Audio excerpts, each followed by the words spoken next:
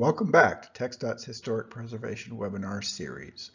This webinar is all about the steps we take to identify and evaluate cultural resources in our project area. This is the sixth of 7 webinars about our commitments to historic preservation at TxDOT.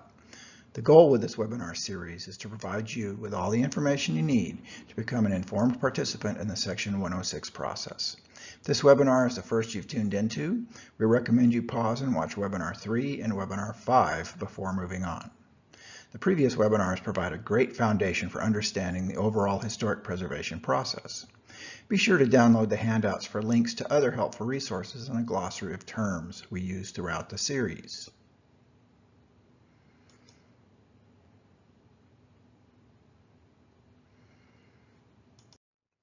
In this webinar, we discuss the work that our archaeologists and architectural historians do to identify and evaluate cultural resources in a project area. We'll also talk about how we need your help making sure we didn't miss anything important. By the end of the webinar, you'll know how these surveys guide TxDOT's decisions on projects. Let's start with a couple of quick reminders. TxDOT must consider how its projects could impact cultural resources that qualify for the National Register of Historic Places.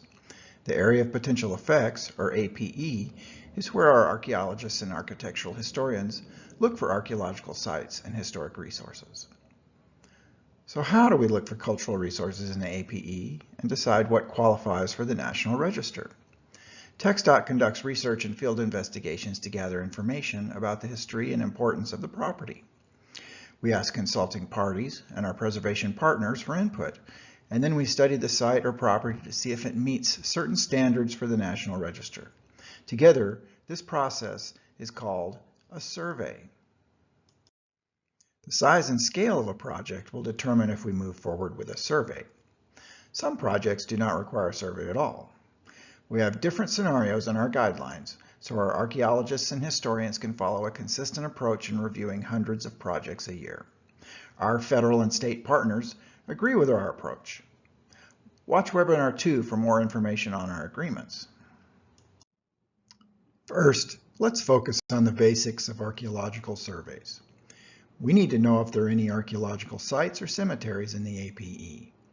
The size of an archaeological survey depends on the project and on the potential of the landscape to contain archaeological sites.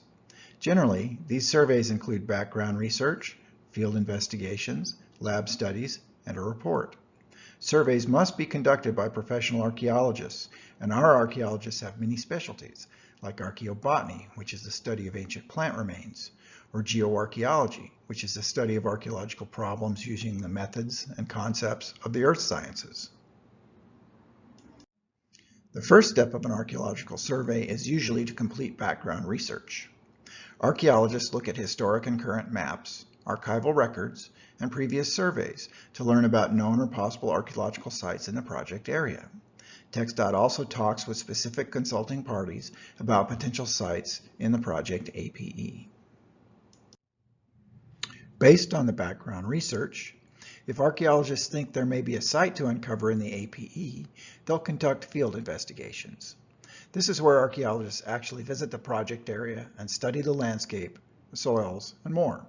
Archaeologists may dig small round holes called shovel tests, dig backhoe trenches, and dig square holes called test pits to see if there are artifacts or features, such as a foundation from a dwelling buried beneath the ground surface. Sometimes they need more information, so they'll dig larger pits or use machines to remove layers of dirt in order to better understand the site. Archaeologists carefully map and record everything and save any artifacts for future study. If the site looks promising, they may return to do more involved preliminary work in a process we call testing. Once the field investigation is complete, the archaeologists take everything they found in the field back to the lab to be cleaned, sorted, and studied. These lab studies help archaeologists understand the artifacts they found and the people that used them.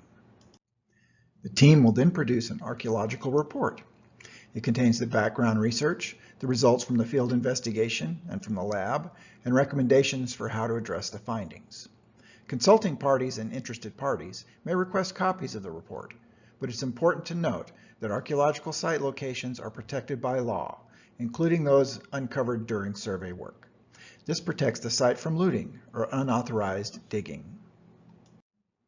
Next, let's dive into the details of historical surveys, which are conducted by historians.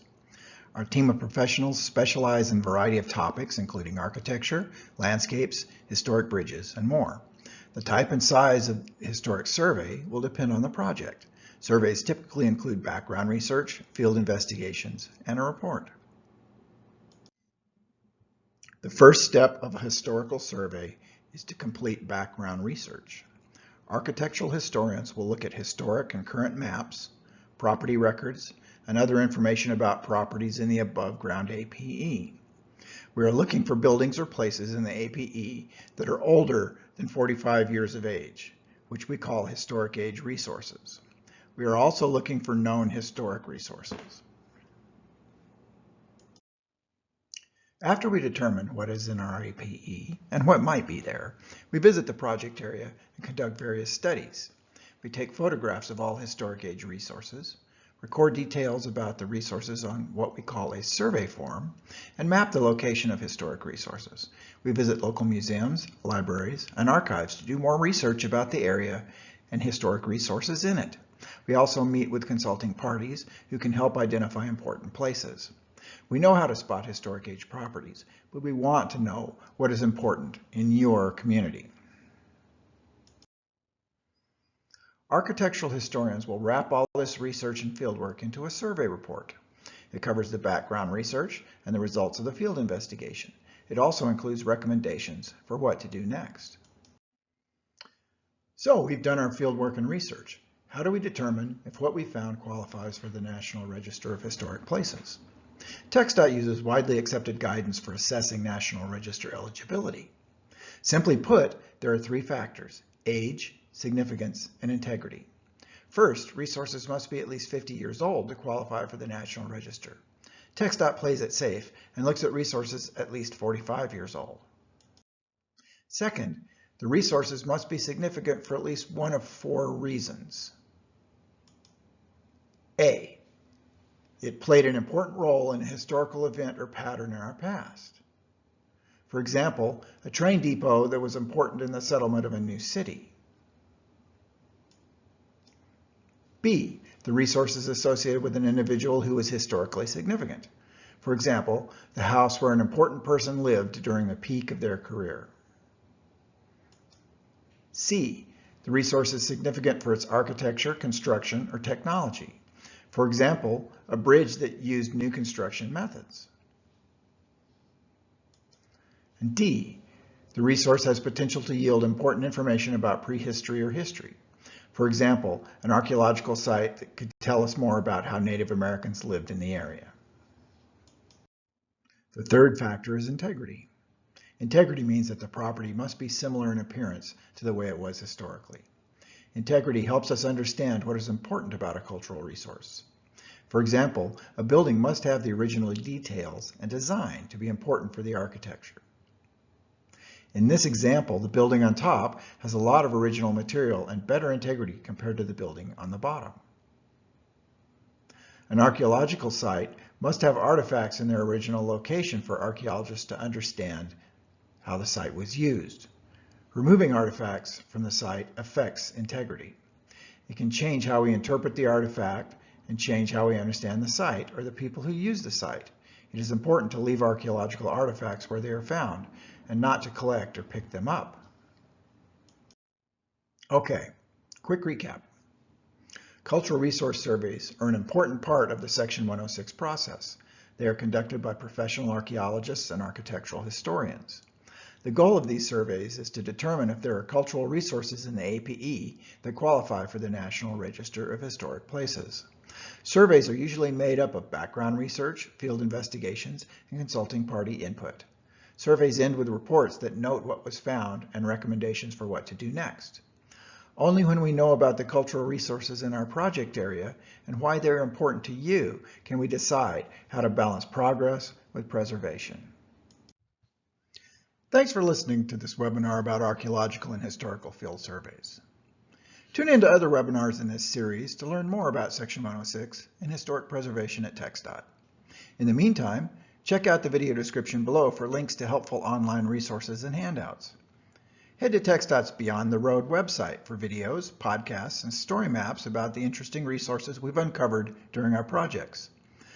And sign up for our newsletter and learn more about how you can get involved.